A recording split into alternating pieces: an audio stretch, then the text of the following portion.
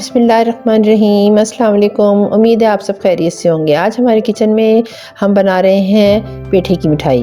तो चल के बनाते हैं पेठे की मिठाई। पेठे की मिठाई बनाने के लिए हमने पेठा लिया है और ये मिठाई बहुत मतलब इसको बनाना मुश्किल नहीं है, लेकिन ये ज़्यादा दिनों में 3 दिन में ये मिठाई तैयार होगी। पहले हम पेठे को काट के लेंगे और काट के इसको हम जो है चूने के पानी में एक रात रखेंगे, और लेकिन तकरीबन 7 से 8 घंटे तो लाजमी रखना है। अब हम इस पेठे को काट के इसके रिंगे काट लेंगे और इसके जो बीज और नरम हिस्सा है वो हम निकाल देंगे और इसके पीसेस काट लेंगे। ये याद रहे कि ये बनाना मुश्किल नहीं है, लेकिन ये 3 दिन में तैयार होता है। इसके स्टेप होते हैं। सबसे पहले हम इसको काट के इसके बीज निकाल देंगे और फिर हम इसके पीसेस करके जो इसका ग्रीन पार्ट है उसको अलग कर लेंगे। ग्रीन पार्ट अलग करके हम और इसके पीसेस काट लेंगे और इसको चूने के पानी में भिगो देंगे। जो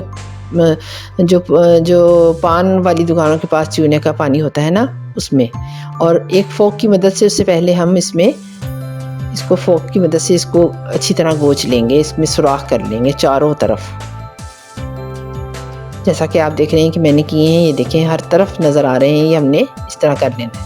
और फिर पानी में हमने 1 टेबलस्पून चूना लेना है। ये पान की दुकान से अच्छी तरह मिल जाता है, तो आप इसको लेके इसमें डालें और इसमें ये पेठा डाल के 1 रात के लिए इसको रख दें। 1 रात जब गुजर जाएगी तो एक पानी में से निकाल कर आपने कस-कस के निचोड़ना है और साफ़ पानी में डालते जाना है। इस तरह आपने 3 मरतबा इसका पानी चेंज करना है।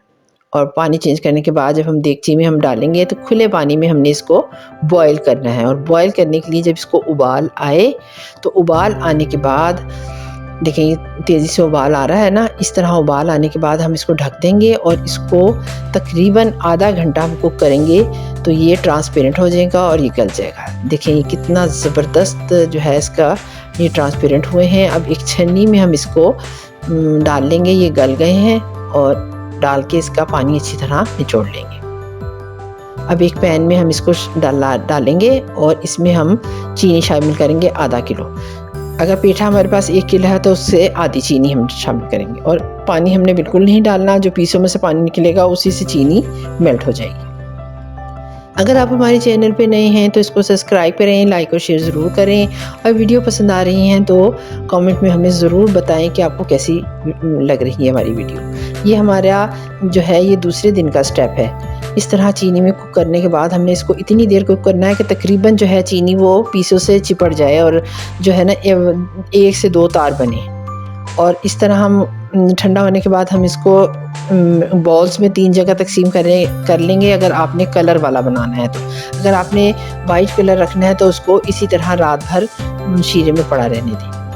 हमने 2 कलर बनाने थे, तो हमने एक सफ़ेद रखा है और एक ऑरेंज, और एक में हमने आपके सामने रेड कलर डाला है।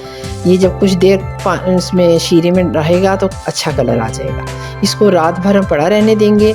फिर तीसरे दिन, जब तीसरा दिन होएगा तो हम उसको निकालेंगे और एक रैक के ऊपर या कोई जाली हो आपके पास तो उस पर आप तमाम पीस रख लें, ताकि जितना एक्स्ट्रा शीरा है वो ट्रे में निकल जाए।